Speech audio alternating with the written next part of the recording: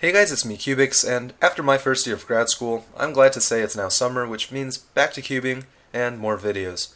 Today we'll be looking at the MoYu AoLong GT.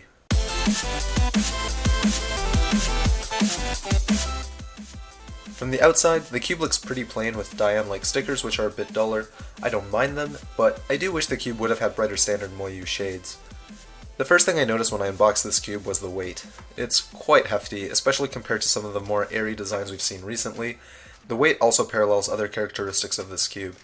In particular, the cube has a very blocky feel. The pieces are more or less similar to the original AoLong, however the GT has unibody internals with a cap that goes on the outside of each piece, similar to that of the Fengshi, if people still remember that cube. You might think that this change would make the AoLong slightly smoother and keep the same feel, but it actually changes the feel completely, at least in my experience. The cube is really clunky and rather loud.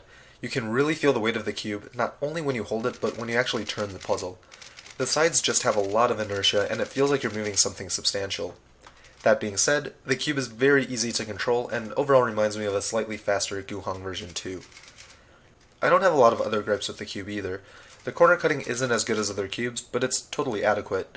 It can cut 45 degrees on tighter tensions and reverse corner cut a decent amount. The cube is plenty fast and feels quite stable. The anti-popping mechanism works as expected, and I haven't gotten a single pop. In fact, it's pretty hard to pry a piece out in general. The cube is kind of clunky, and I think part of the reason I get this impression is because of the very slight catching. The corner cutting isn't as fluid as other cubes I've used, and this means more force is required to cut sloppy turns. As a result, the feel is similar to that of a catch, even though you can always push through them. Regardless, it made my times about half a second slower. G-perms were particularly hard to execute on this cube since I'm used to relying on the generous corner cutting of other cubes. All of that being said, this cube is surprisingly fun to use. The clunky feel is one I personally prefer, as it reminds me of the Dian Guhong version 2, which I used as a main for a very long time in the past. The slight catchy trait can be annoying, but it complements the heavy feel and sound of the cube rather well. Overall, the characteristics of the cube work for me.